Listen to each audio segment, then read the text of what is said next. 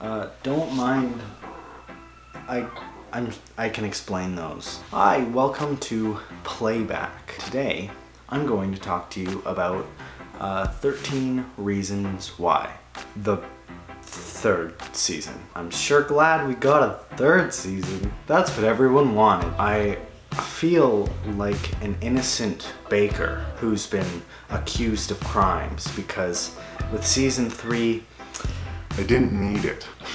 on Rotten Tomatoes, 13 Reasons Why Season 1 has a 79% on it, and then 13 Reasons Why Season 2 has a 25% on it, and then the third season has a 6%. But why was it so bad? Was it because it was completely unneeded?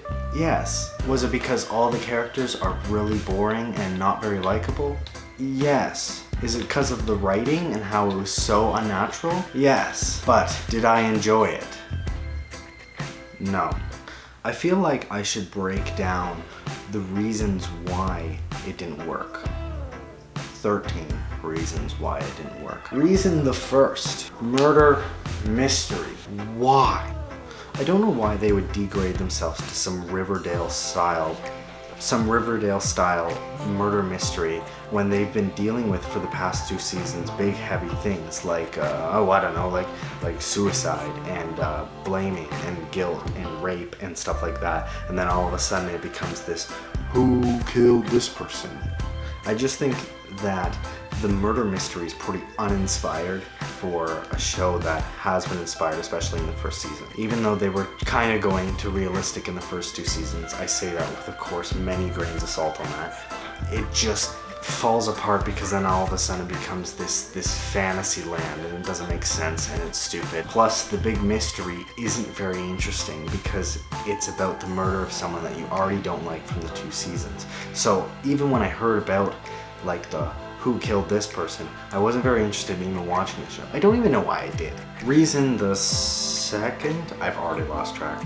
The writing is pretty god-awful. There's so many lines that just don't make sense and they don't feel natural from 1, teenage characters that go to high school, and 2, characters that we've already had. So many people have lines that are completely out of characters, and there's so many that just don't seem to go anywhere, and they'll just throw people in a room and then not know what to do with those characters. There's a scene right at the beginning where Jess comes up to Alex and drops a big bombshell. She's like, Bryce is dead. And Alex wants some answers from her, but then she's like, I gotta go. Like, they didn't even know. Like, of course she would stick around in real life. Like, that would make sense to kind of give an explanation, but she's just like, I'm out of here. And there's so many scenes like that where it just is incomprehensible because you don't understand where the motivations lie. And that's a big thing for the show, is knowing the motivations. The third reason, and this is a pretty big elephant for the entire series, is Hannah.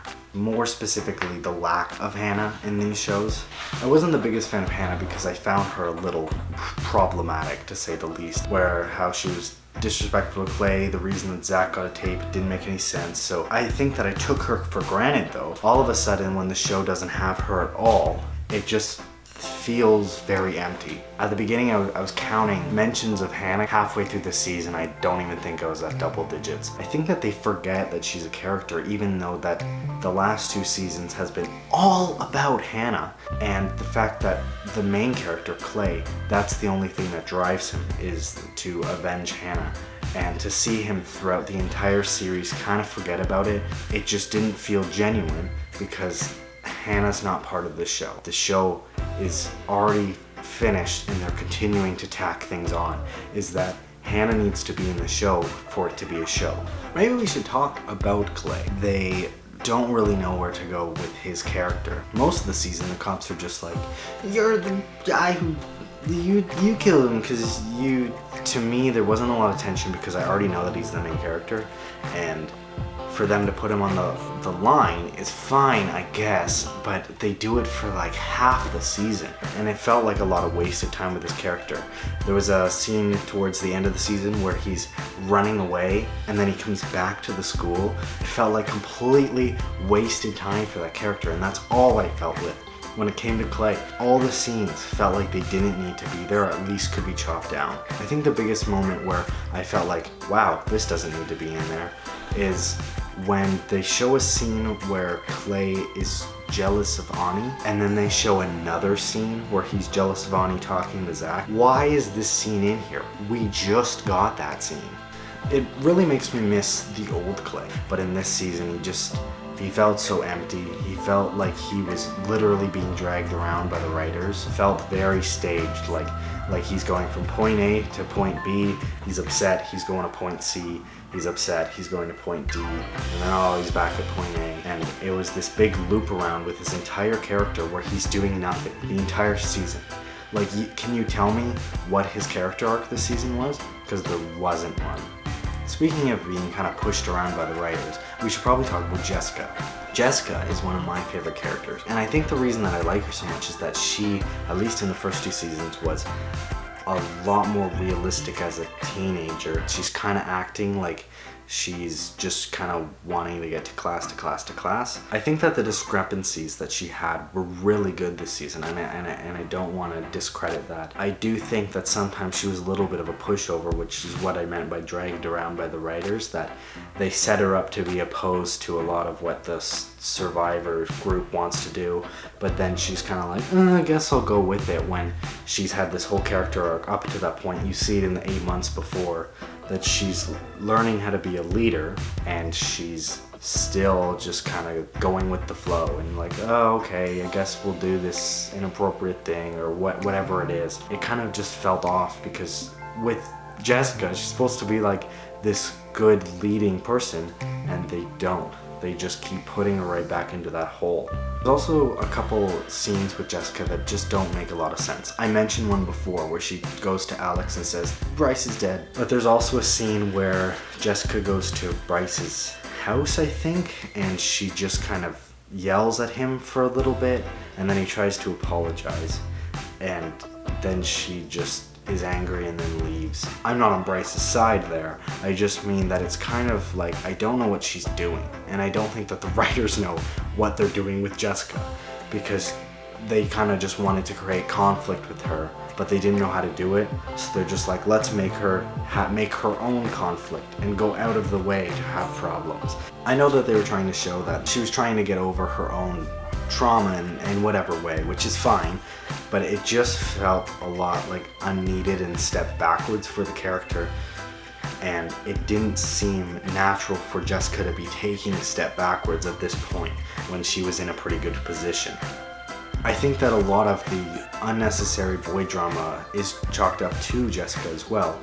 There's a scene where she hugs Justin from behind and she says, "We can't have secrets," or something like that, and he breaks up with her immediately, and it felt so strange. It's like, why is this character who's been talking about how she doesn't like to be touched and she likes to have control of her own body, is all of a sudden like, I love you, Justin, I'm gonna hug you and be annoying and all of that, and it just seems so strange.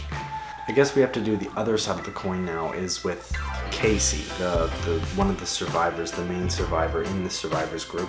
I said survivors a lot there. I think the biggest concern for me was that Casey and the gang wanted to interrupt or ruin the funeral for Bryce. I understand the whole making sure that people know that Bryce didn't die here or anything like that, and he's scum and blah blah blah blah, but it just seems so inappropriate. A lot of people would consider that funerals aren't for the dead, they're for the living that have to mourn them. And I think that especially when Mrs. Walker, Nora Walker, is a pretty good character in herself, it just didn't seem right. And maybe, again, that was just some forced drama, but I just think that when it comes to the survivors, they could handle that in better ways. And I know that maybe the point is that they should have, but there was not a lot of repercussions for that. To me, seeing a banner over a funeral saying a bunch of stuff about the person, whether it's true or not, pretty traumatizing for a mom or grieving anyone. The fact that Jessica kind of was like, oh man, why'd you do that? And everyone else kind of just forgot about it, just seems so strange. I know that Casey kind of came around at the end, and I think that is because of Jessica, but it just was interesting to see them try to pull off all of these antics when it just didn't feel right. Even in the show, it just seemed like crazy things were happening. I feel like the homecoming game with the event with the survivors was okay that they're doing a protest, but the fact that it got so out of hand just doesn't seem super realistic. It seems like people would probably step in before all of a sudden everyone's fighting each other. And the reason that they did fight was that because creepy blonde guy wanted to touch Jessica's boobs, which seemed, again, like forced drama. I just don't feel like anyone would do that in the public in front of a bunch of police and school teachers and principals and other students and all of these witnesses that could see you. I feel like the theme of this season was that they don't know what to do with characters, and that couldn't be more true with Justin.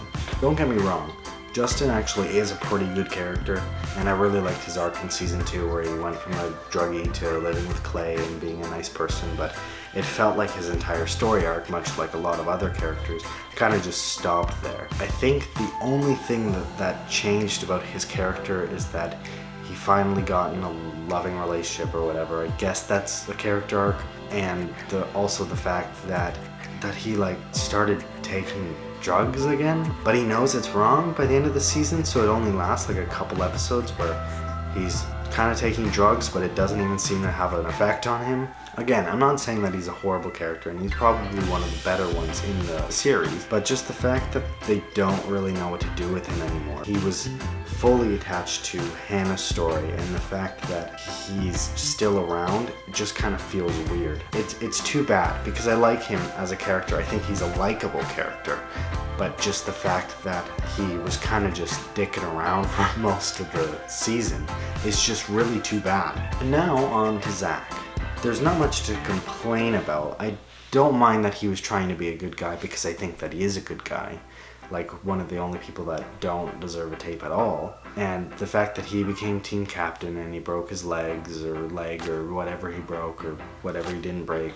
The fact that he was doing so good, he was saying that people on the team don't use, and if they use, then they should be off the team and all that. And it's a great arc for him to take, that he's becoming better and better, and he's learning from all those mistakes, and he's trying to be nice, he's trying to be fair, he's trying to be good, and I love that about Zach. I think he's great. And then he beats the shit out of Bryce. To me, it totally felt like just a reason to have a red herring, and it's too bad because Zach does not feel like the type of person. He's a big guy, but he doesn't seem physical enough to want to seek out his enemies and beat them and break their legs. It just doesn't seem like Zach at all. That's his whole point, is that he's good. He's a good person. And the fact that in the second last or last episode, they just kind of go, oh, also he's extremely violent. Just did not feel like Zach at all. Moving along to Monty. Now, I'm gonna go a bit out of order and talk about the end, because I have no problem with Monty's character, actually, and I think that he was set up to be a great villain for the third season and the second season with what he did to Tyler. That was good, knowing that we're going to have this new villain who's more chaotic and probably more evil than Bryce, because he doesn't care, it doesn't seem like he does. Finally, we get some payoff because he goes to jail at the end of it, and you're like, oh, thank God, someone that actually gets what they deserve. And then, of course, if you've seen the season, you'll know that at the end of the season, Monty dies off screen. The villain dies off screen. The one that you hate more than Bryce. He dies off screen. Feels like Ex Machina, because that's how they solve all the problems. Oh, Monty's dead, no one to blame it on. To me, it's so sad to see that a great villain like Monty just dies off screen, and that kind of solves the plot in a nice little bow for some reason. And I just think that's so cheap. Okay, I guess I should probably talk about some good things I thought about the show. The first thing that's good about the show is Tyler, and more specifically the actor that plays Tyler. I think he does a great job at showing that imbalance in him and this internal struggle. Now, in turn, we get all the rest of them somehow forgiving him for almost murdering all of them and that's never really resolved. They just kind of forget that he does that, which is very strange. Especially the sheriff just saying, wow, shouldn't I arrest Tyler for trying to kill everyone? And then they just kind of forget about it for some reason. It just doesn't make sense. That is so serious, to murder a bunch of his friends and they all seem to kind of forgive him. I don't think so. Couldn't forgive someone for doing that. But other than that, I think that Tyler actually did a good job when he's talking about what Monty did to him to Bryce, Jessica, and Clay. I think the Clay one was the best because he was actually doing in person and not on the video. But even so, I think those scenes were so well done with how it really felt like he was in pain and he didn't want to talk about it, and that was probably one of the most realistic parts of the show. Something else that I really liked was Bryce. Bryce is a bad person and he sucks, and I don't know if he could be redeemed. It's up to you, I guess, to decide if he can be redeemed. But the point of his thing is that he didn't know if he could be redeemed either, but he wishes that he could. And I really like seeing the struggle of the once villain, who still is villain, trying to go into a place that's better. And I guess what I mean is that Bryce is more than just the evil villain character that you get from someone like Monty. He was actually three-dimensional. He had layers to him instead of just the evil guy that sexually assaults people. So it was nice to see, even though it can make you uncomfortable seeing him happy. There was a really nice scene where he's painting with his mom and they're having a paint fight and all that.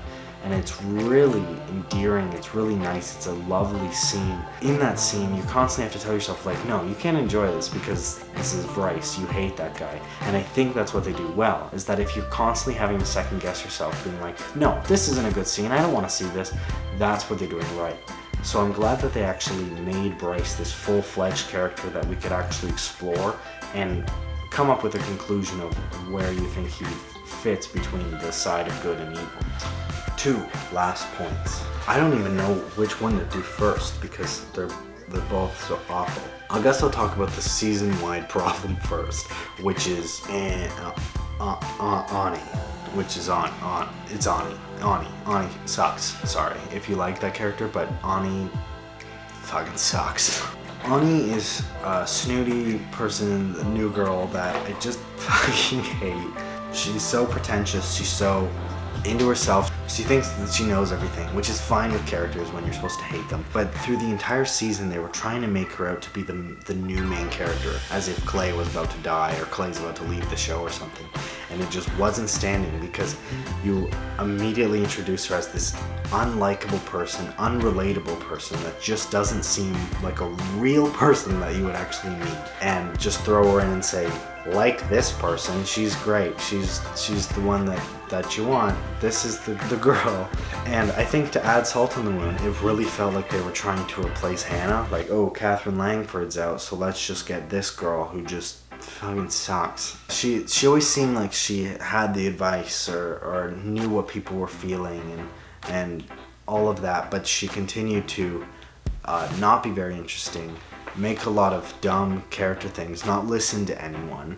Like, for example, she has sex with Bryce when pretty much everyone on the planet is saying, hey, you should probably stay away from him. That's another thing, too, is that they needed to cause a way for them to meet, her and Bryce. So they're just like, she's a new girl, then she moves in with them. Like, what are the odds? A central character that they're putting, Ani, is going to live with the villain. It feels fake that they would just kind of throw them together and expect no one to notice that that's complete bullshit. I think the biggest problem with Ani is that she's narrating the whole thing and it's not Clay. Actually, the season probably would have been better without the narration at all. But Ani's not the right character to have narrated. It should be Clay.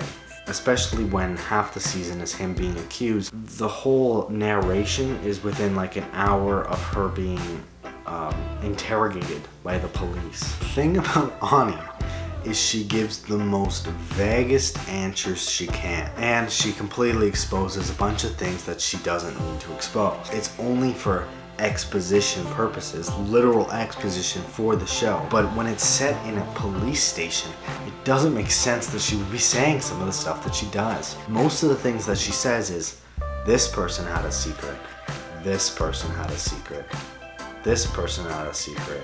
You think you know Clay? No, you didn't. He had secrets. And it feels so unnatural because you know that if you know anything about cops, is that if they heard you say something vague like this person had a secret, they'd immediately stop you and say, what was the secret? Can you explain yourself? And actually talk to us like normal people. She didn't seem helpful at all to the case until like the last 5 minutes when she says it was Monty. Even then, it's like she's giving no evidence. She's just bullshitting her way through this entire thing. She was dancing around every hypothetical question. So it was just this spiel about nothing when they should be stopping her to be more descriptive. One of the big things that she does, pretty much right at the beginning of her confession, she says, I'm a liar. If you had a recorded interrogation in court and the person on it says, I'm a liar, but here's what happened, it's completely void. No one can use it. And she says everyone's lying, she says everyone has secrets, and she gives no valuable information to the police until the last 5 minutes of the show, which are lies anyway.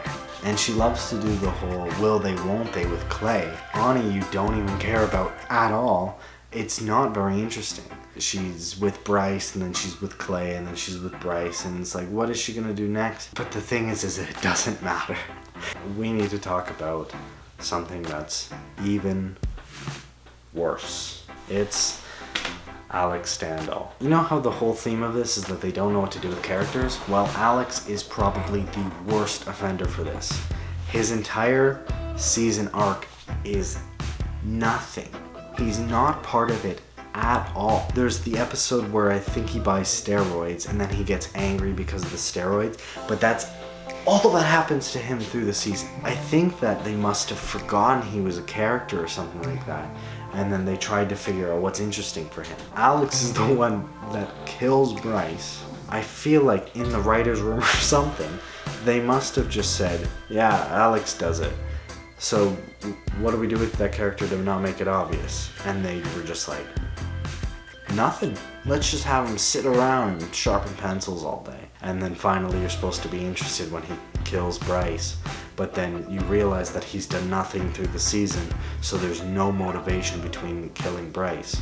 He helps Bryce up because he's a good person, and then Bryce says, I'm so angry because my leg is broken, so in anger, I'm going to say, I'm going to kill Zach, that big meanie. And Alex, in front of someone, he doesn't know how they're going to react to it, says, nah, you know what I'm gonna do because I'm way more humane and your pain needs to end, even though 1, you're trying to get better, 2, your leg's broken, and 3, you're clearly just angry like anyone else would be if they just got the shit beat out of them. I'm going to drown you. I'm going to throw you off a pier and you're going to drown because I'm such a good guy. Again, it's just him standing around until he kills Bryce, and then he's standing around again. If you would cut everyone out because it doesn't matter that they're in it because it's Alex, and you just had his scenes, it's basically him buying steroids, going to the doc saying, Bryce, you suck, throwing him off the cliff, and then that's the season. Also, the fact that everyone seems to be cool with Alex murdering Bryce is pretty strange. Especially since, 1, Ani was scared of Clay like a couple episodes ago, but now everyone's kind of like, well, we'll work together and it won't matter. And just the fact that they're so chill with Alex murdering him, that they're like, yeah, we'll help you out. We all hated Clay a couple episodes ago and thought that he was the murderer. When it comes to Alex, who's done nothing, literally, it's fine. And that's how we're gonna end the show. Oh well, I say bring back Hannah from the dead and just her walking around insulting people. That would be a good show, I feel. Anyway, I hope you enjoyed my hot take of 13 Reasons Why Season 3. And hopefully I'll never make a video about 13 Reasons Why again because there won't be a 4th season. And they're confirmed for 4. Great.